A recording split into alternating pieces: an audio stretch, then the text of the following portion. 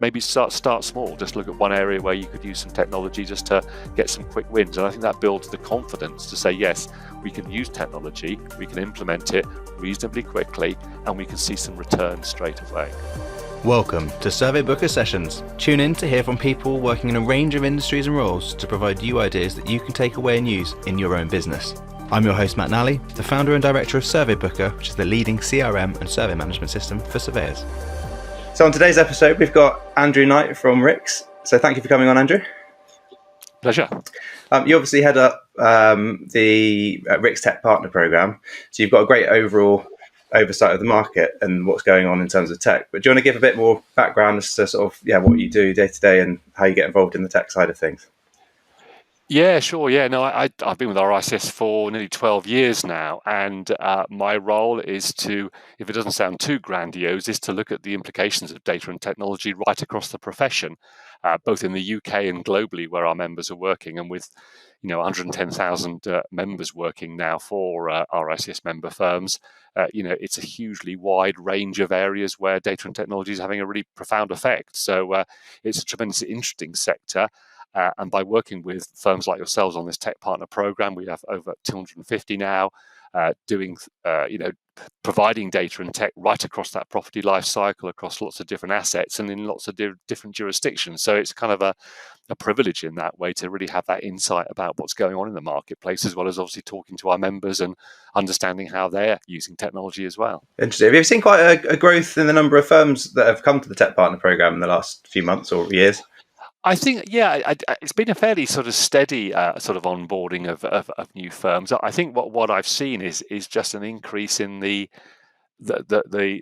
I suppose the variance, if I can use that expression, in terms of the different areas that people are applying technology, and also indeed, I think as we're increasingly spreading the word about the program, it's great to see firms coming in from outside the UK to give us that real kind of insight about how different markets, different jurisdictions are either doing the same things, ironically, or doing different things depending on the kind of constraints and opportunities that certain jurisdictions have. Interesting.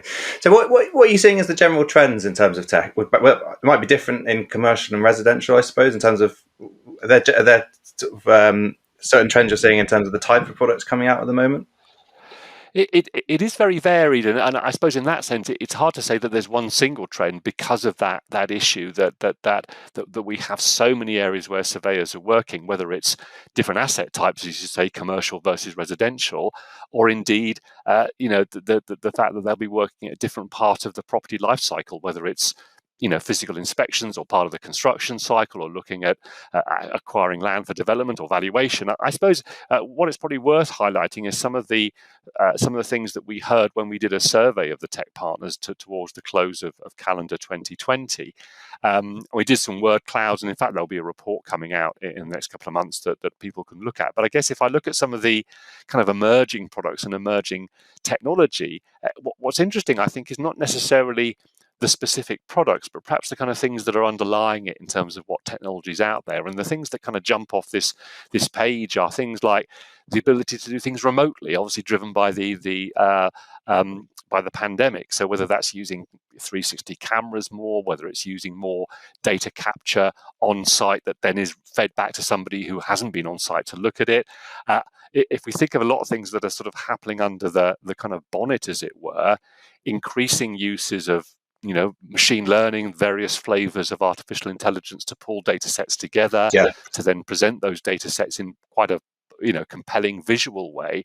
So there's a lot of sort of stuff, as I say, happening under the bonnet of products and solutions that say actually they're using these technologies to really present information joined together, present it visually, enable information to be gathered, in that remote way. It might still involve a human being walking around a site with some kind of camera or data capture device, but that ability to work on assets remotely, and I think so much of that was obviously driven by IoT, by COVID rather, and the pandemic.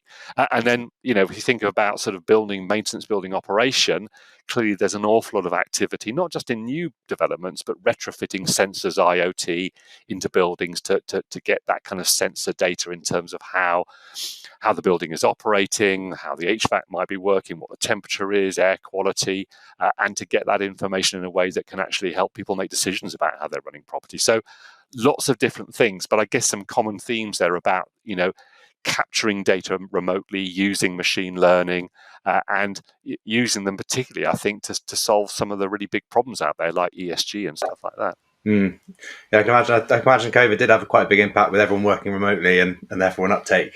Are you hearing feedback from surveying firms to yourself in terms of the type of products that are on the Tech Partner Program and how people are implementing them, or do you do more with the surveying side?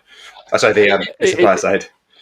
Well, to some extent, it's the supply side, but I think what's interesting is the supply side's view of the profession and what surveyors want. And I think what's interesting is, I think there's been a danger from the tech side where things have been built because they can be built rather than actually because they fulfill a genuine requirement that the surveying firms have. And I think a couple of things flow from that. One of which I think is a need for the tech firms to be even closer to their customers. It sounds like an obvious statement, but to be closer to really understand the problems that surveyors have or the opportunities they have to automate and use some kind of data and tech product to solve real world problems, not just because the technology can be built. And I think linked to that, I think is a sense of making sure that there really is a genuine return on investment if you're going to buy tech, because obviously our members are surveyors, they're running businesses. So from that perspective, it's not tech for tech's sake, it's tech because it delivers some real benefits, both for them as the surveyor, for their clients, but it does it in a cost-effective way, that actually that technology is accessible from a price perspective, and that actually you can demonstrate that it does have a return on investment, that it saves time, it increases profitability, it increases your ability to win business by increasing the kind of quality of service you can provide. So I think it's back to, dare I say it, the old-fashioned approach of, what will this technology do for my business? What's the benefit? How easy is it to use? What are the issues around how we implement it? And can we really show a return on investment? And perhaps also address some of the problems that if they're going to buy a number of different products, can they all work together? People use the phrase tech stack if you're going to get quite sort of pretentious about it, but it's can you make sure that all these different things actually work together and you don't end up simply having to rekey information? And I'm always mindful that so many of the RICS members are working in smaller firms, SMEs, micro businesses, individual practitioners, that they need software that's easy to use, and from that point of view, they don't have to add complexity to the way they run their business. Rather the reverse, it should be simpler, more elegant for them and their customers, and it should, as I say, be show a return on investment. Yeah, I think that the integration part's an interesting one that you mentioned, because I agree. If systems don't link together, you start to lose the benefit in terms of time. Rekeying information, or do you miss something because it doesn't flow from one system to another, and I suppose on the resi side you might miss a request. On the commercial side, you might miss that bit of key information that helps you make a decision on something.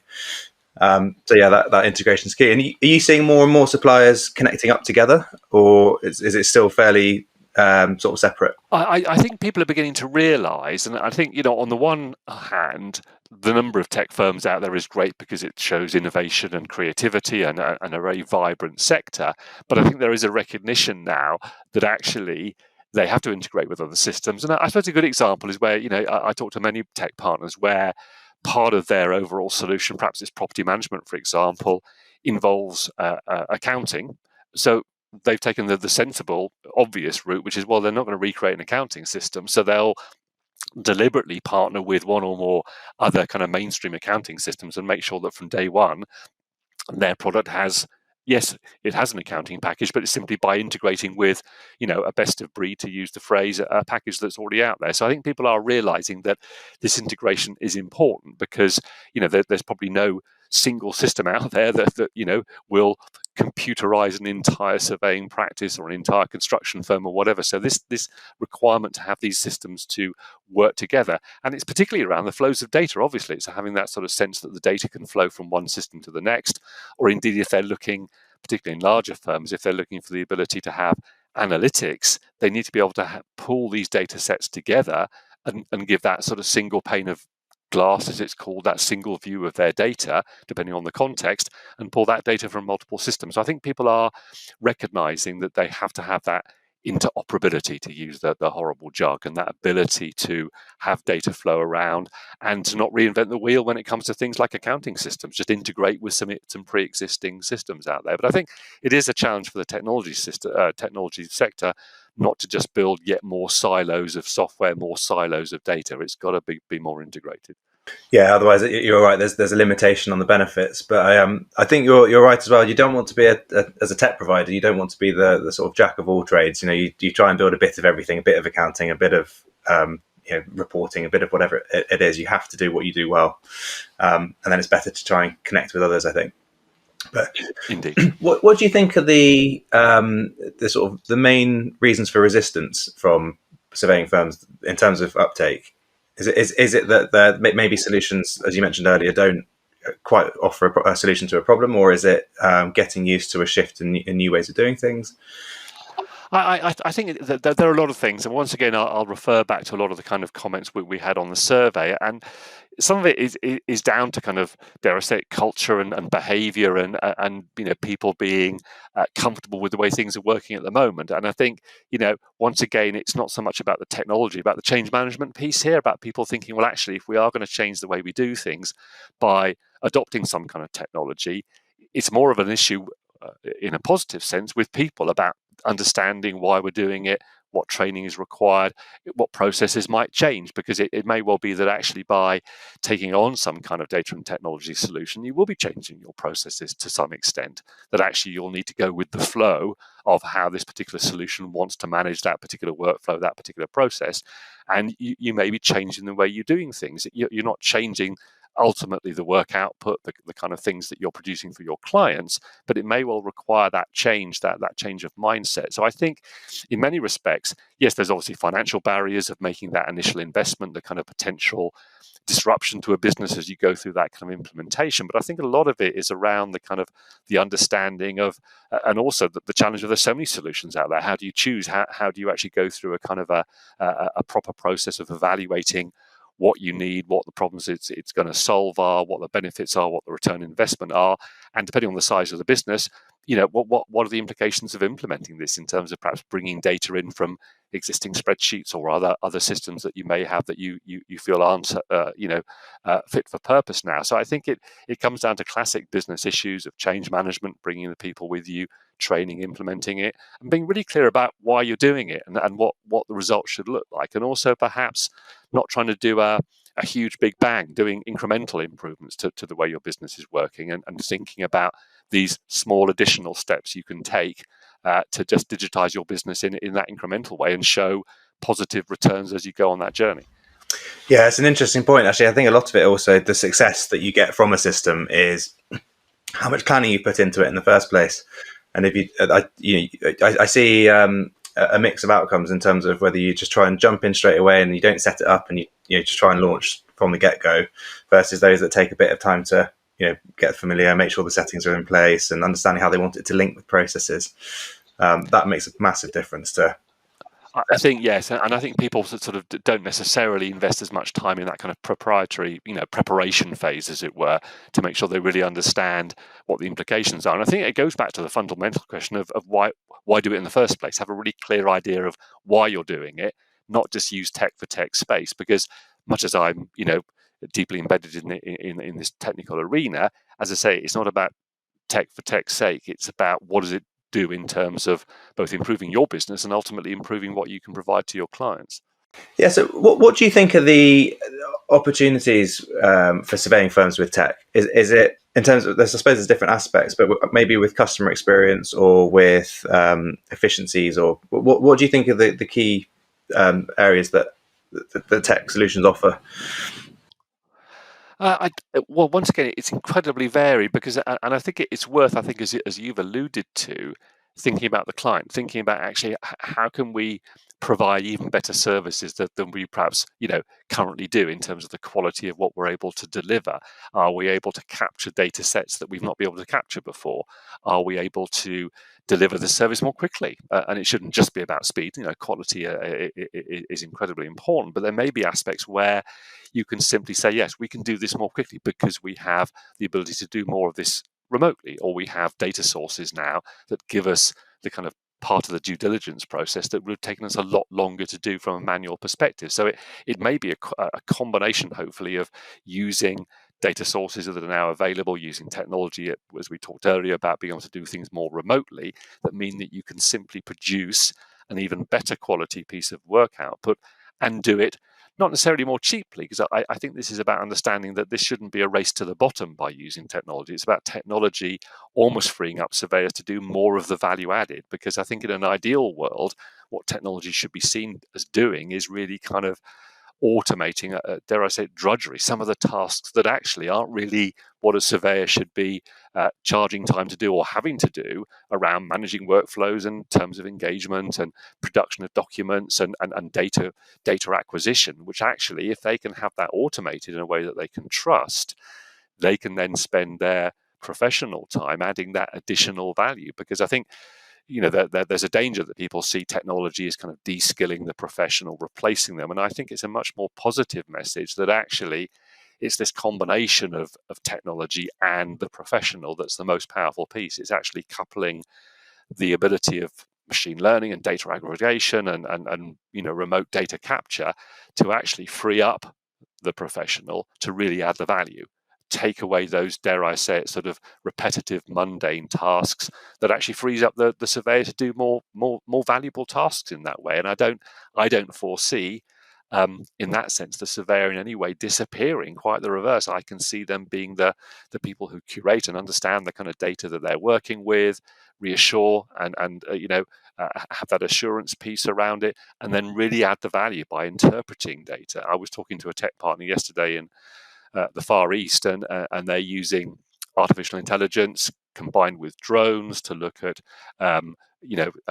conditions of facades on very large multi-story buildings. And what's interesting there is almost the kind of feedback loop where the human judgment looking at images is used to make the algorithm even more powerful and cleverer, because it's got that consistent feedback loop of human feedback on new kinds of defects, new kinds of issues with the building that help the drone understand where to look, what sort of defects to report. So I think there's this real, opportunity here for technology to work hand in hand with professionals, none to replace each other, but to really augment the process. And as I say, allow surveyors to do more surveying. Yeah, I think there's an extreme example of that is the new AI sort of chat GPT system. Yeah. And, on the one hand, you could look at it and go, does that now replace writers, for example? Because, you can get all your ideas and you can flesh out a whole article or blog post. But the reality is, it can do a very good job, and it can take a lot of the heavy lifting in terms of coming up with the content idea or looking up some stats and so on. But it's the anecdotes, it's the actual experience within a role that you really need to then flesh out that piece. And I don't think it will replace writers. It will just help maybe produce it more quickly or come at different angles. Indeed, and I think also it's funny you mentioned that. I've used ChatGPT a few times over the last couple of weeks, actually, just to understand the sort of quality of what it produces. And of course, I think we also have to recognise that it may not always be correct. From an assurance point of view, I would much prefer if any output from ChatGPT was passed across a human desk to check for accuracy and check for fitness for purpose. I wouldn't use the output of that in my work output as a professional. I would say, well, it's an interesting source of data. I can ask it some questions. I might get some starting point of a piece of text I might want to use, but I'd want to check that and make sure that actually it's a bit like Wikipedia. Yes, it's interesting, but I wouldn't put my personal liability on what I found on Wikipedia. So I think it's interesting that these things are there to provide an input, but there's still that kind of professional due diligence that should say, well, actually, looking at that's not entirely correct. I would phrase that differently. I would add my own layer of due diligence on that, and then present that as work output. But I wouldn't take the raw material and use that in unfiltered in that way.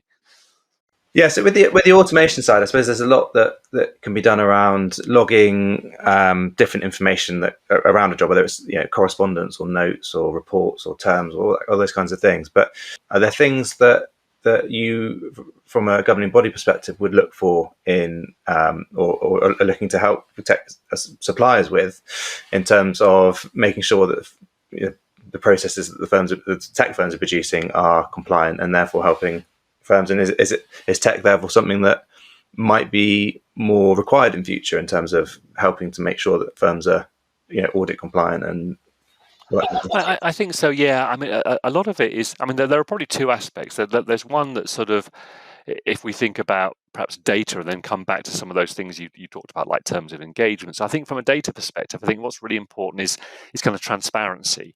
Particularly if you've got these machine learning, applications where data is going through a particular model. I think it's really important that we recognise that fundamentally still there has to be that kind of explainability, that ability to interpret data and really explain where did it come from. If one is in any way challenged about a particular piece of work output and a judgment, and you've used a certain input, you need to be able to say, well, actually, this is where I got my data from. Yes, it's fit for purpose. This is the way the data is being collected. Yes, it may have been gone through some kind of data analytics process, but here's the kind of backstory to where that data's come from. It may be kind of, for example, it may be calibrated with some other data sources to make sure that it's correct. And a good example here is kind of the world of automated valuation. So I think you've got that sense where we want, as a professional body, to make sure that the fundamentals are still taken on board there, of the ability of somebody to explain their work output, a bit like your maths exam. Show you're working, explain where you got the data from, be confident in the accuracy and the efficacy of the data sources you're using for a particular assignment. I think the other area is that almost that kind of conduct piece of things like, as you say, producing correct terms of engagement and making sure that they're stored properly, and that's, once again, there's an audit trail, like a file trail. So I think for things like that, and for things like, for example, conflicts of interest, I think it's important from a kind of standards regulatory point of view that tech solutions have that kind of that audit function. We say, okay, well, can you tell me who got set want on a certain date? Where are the file notes? Where's the sort of history of communication? So if you do get complaints or issues, you've got that full audit trail of saying, well, actually, this is what we communicated to the client here. This is what we told them. This was what agreed in terms of the scope of work. These were the issues that came out. This is what we discussed. And once again, any kind of initial conflict checks, all those things, just to make sure that from a tech solution, there is that audit trail, that we don't end up with a black box where we can't just almost print out a set of notes to say, well, this is the history of this particular project. So I think it's about not producing these kind of black boxes in that sense, and having that kind of visibility and the ability to show that sort of audit trail. So I think it's kind of old-fashioned things. And there are some specific areas like client money handling where, once again, systems they don't exist in cyberspace. These are real world issues in terms of handling money, handling client accounts. I think it's just having that mentality that, yes, it's tech, but we've got to think about, actually, these are real world issues we're dealing with: people, flows of money, physical assets. So it's just, keeping it real. Interesting. It's that there's one of the things you said there, and also earlier, was making me think about what do you think the potential opportunities are for tech? Like what maybe exists in other industries at the moment that doesn't exist in the tech landscape for surveyors, and where do you see that going, perhaps? It's not so much technology, perhaps, as a level of maturity for the sector in terms of more standardization around data, so that data flows more easily, so that we have more common formats for various data sets. Because obviously the built environment has huge amounts of data already existing all through the process, from planning through construction, BIM models, valuations, physical surveys, and a lot of that, unlike other sectors, is still effectively held just as paper. It might be a PDF or a Word document. We still have a lot of documents which still need to exist, because we still need to be able to read and consume those as human beings. But a lot of that doesn't exist in a kind of structured way that you would see in other sectors. And if you think of the way that manufacturing and aerospace and car manufacturing works, that those are very kind of automated, structured data sort of processes. And arguably real estate is different in many ways as an asset type. But I think there are these principles that we could take from other sectors to really digitize the sector more without losing the human touch, without losing output that human beings can digest, but that we need that ability to have more structured data to analyze. And a good example might be, and there's a lot of work in this area, where if you're looking at a commercial property and from a valuation perspective and property management, the rent roll is incredibly important. Who are the occupiers, what are the terms of the leases, payments back and forth. And if you look at the terms of a lease, that has a lot of import in terms of valuation, whether it comes to rent-free periods and renewals and notice periods and rent review terms. If that's just held in a document, that's very hard to analyze. So you need to move towards that more kind of structured way of holding the data, in addition to having a kind of human readable form. So I think it's not so much specific bits of digital technology, it's actually getting those adopted and embedded more in the real estate sector. And I guess my final comment would be, and clearly there are always commercial restrictions around this to some extent, but I think also a sense that if we do have more standardization in a positive sense, that more data can be shared, that there's more data that flows around in a well-governed, ethical way, but that actually data can be shared more easily, so that actually you don't get a situation where an asset is created and then you don't get that data flowing naturally into the operational phase and then into the maintenance and inspection phase. So I think it's about having data flow around more easily, yes, properly governed and ethically controlled, but have that ability for data to flow around a bit more. It's a very interesting point. I've often wondered whether we'll get to a point where that the data exists in terms of, on any property, whether it's residential or commercial, you see everything from the original plans and how it was designed to be laid out, and to all the work that's been done and maintenance and changes, so that if you go into inspect or survey or make some changes to a property, you can see everything in terms of its history.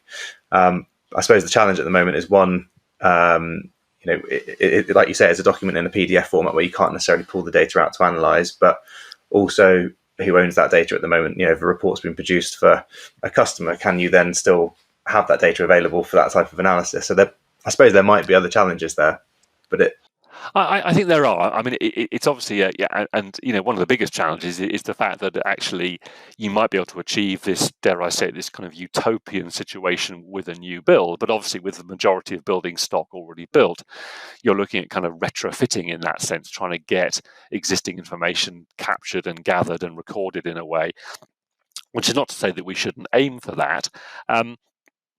But I think when we think about some of those barriers, I mean, you talk about, a pre-existing survey has been done, which was paid for by, client X for an asset. I suppose what's interesting is to understand that actually, well, the liability might not be able to be shared with other parties, but, when somebody perhaps buys that asset, why shouldn't they have access to previous surveys, that they couldn't necessarily, rely on them from a kind of financial sense, but there's no reason why that couldn't be shared as a historical document, as a fact that actually, well, that's what the last survey said.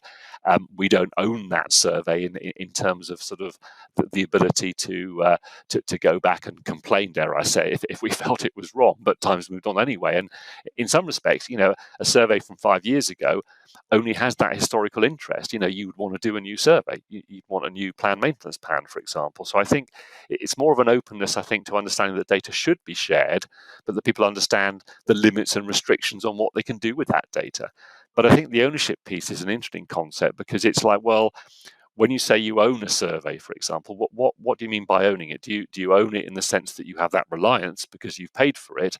But actually, should that not flow with the asset? If somebody then buys that asset, should they not at least have access to read the reports, even if they don't necessarily have the ability to utilize it in some kind of reliance way? So I think those are issues that the sector needs to understand, and not always just use them as a barrier to say, no, I can't show you that report, or I can't show you that piece of data. It's like, well, why not? And what would we need to structure it in a way to make you think, well, yes, we can share it? Yeah, I suppose it's exactly like a car MOT in that respect, where you buy a car, yes, you didn't have the previous MOTs done, but you can see all the history and what has and hasn't been fixed. Yeah. And that'd be very interesting. So what I suppose in terms of other aspects of the RICS Techno program, what are the goals that you have with RICS in terms of where you want to help both, I suppose, tech partners in terms of adoption and also surveying firms in terms of understanding what's available to them? Yeah, I think on that latter point, it is about helping our profession understand what's out there, what the opportunities are, but also realistically some of the risks of using technology, and go into it with that, with your eyes open. And I think, as we touched on earlier, understanding that it isn't technology for technology's sake. It is about getting value from it, and it's also about understanding what questions to ask of potential suppliers, and to go through a really kind of good due diligence process, and to become that slightly cliche term, that intelligent customer who understands what they're buying, but also has a really clear idea of what they're buying it for, and what the purpose is. And if they're looking at data sources and data analytics, well, what questions do they want answered? What's the end game here? What's the sort of purpose of it?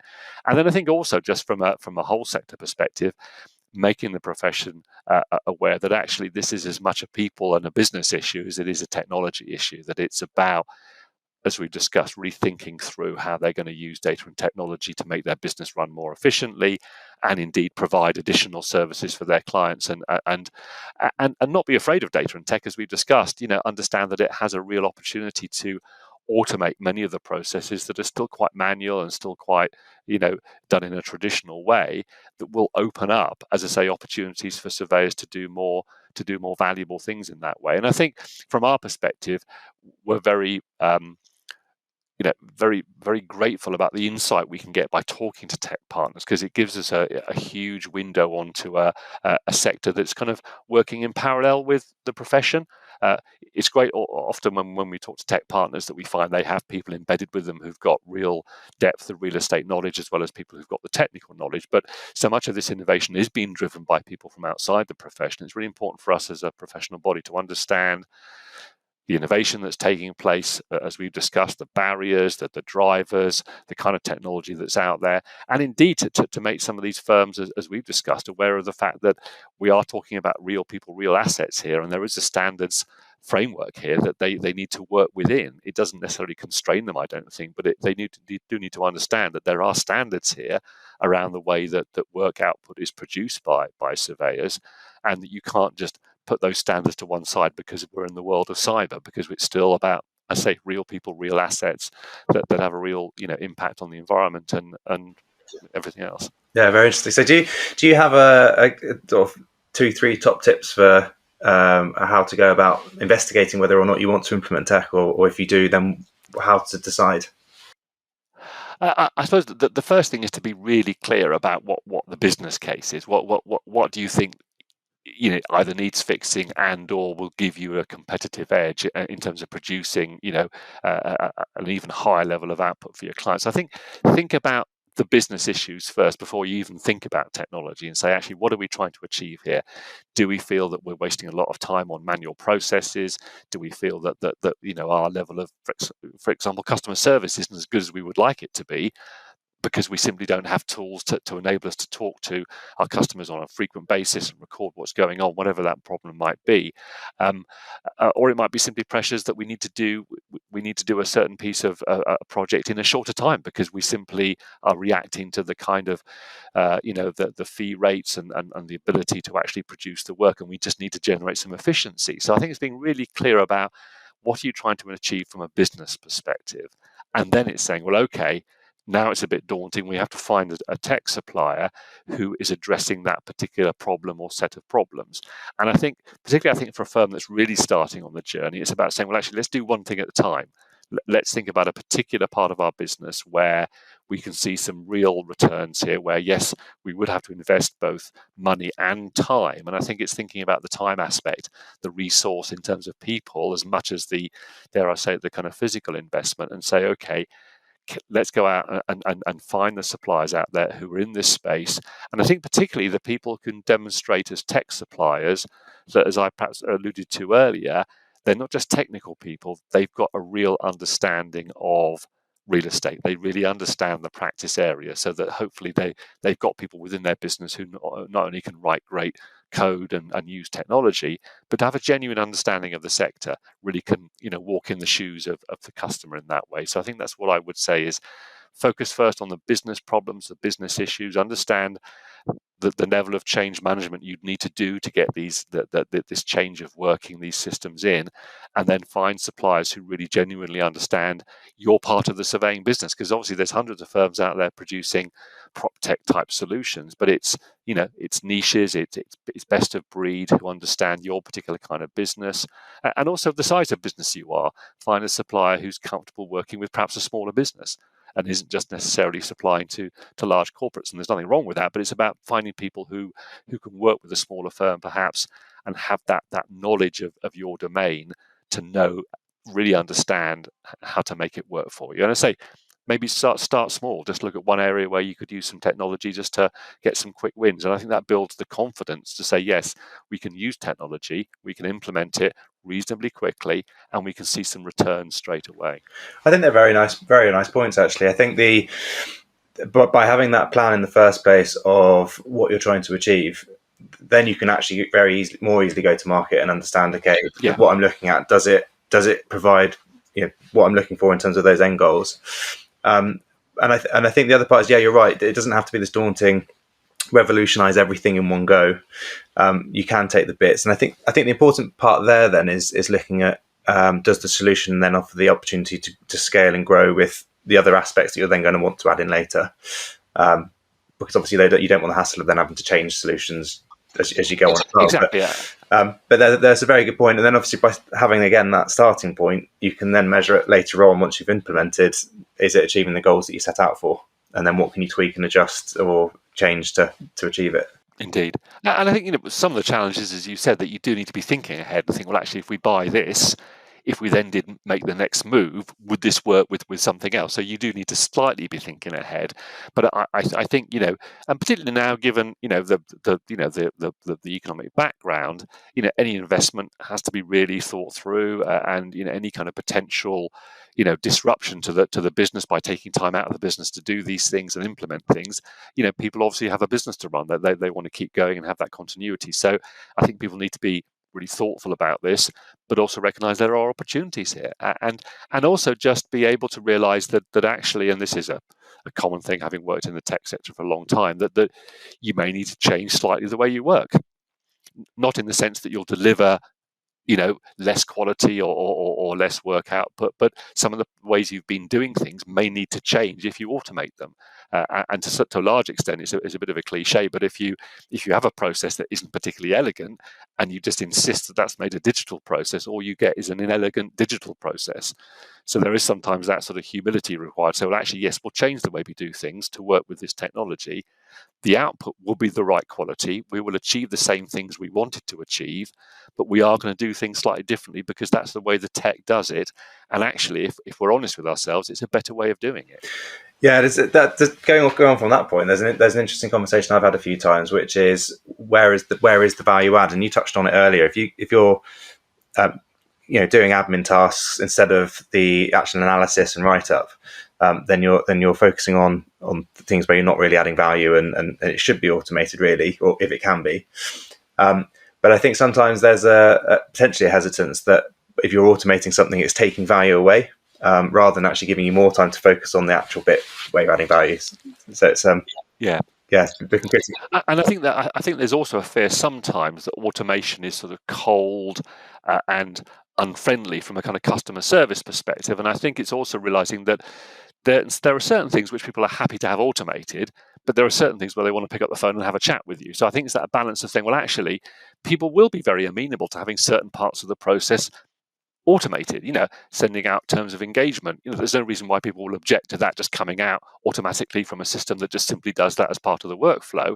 But they won't necessarily want to automate the fact that they will want to speak to you at certain points of the process. So, automation isn't a cold, unfriendly thing. It shouldn't be that kind of computer says no type view of automation. It should be, well, automate the tasks that can be automated, and people are very happy in other walks of life and other areas of their lives to accept are automated, but almost free up the space for more human contact. Because the irony is, in different contexts, I've talked to people where they've used approaches that actually are deliberately there to automate and actually allow more time for human kind of contact and human kind of interaction with clients, so that you actually make more time to have that sort of on automated contact with your clients. So it's an irony that automation can actually make the experience more human.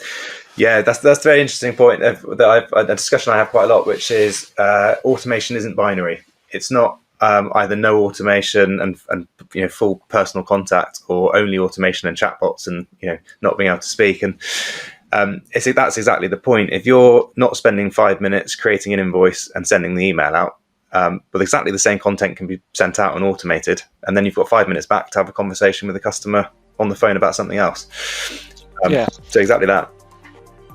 And I think it's also it's thinking about automation as a choice, in the sense that actually both sides have a choice about which pieces feel appropriate to be automated and which pieces should retain that genuine kind of human interaction. Perfect. That's all been really interesting to discuss today. So thank you very much for coming on, Andrew, and I look forward to speaking again soon with you. It's been a pleasure.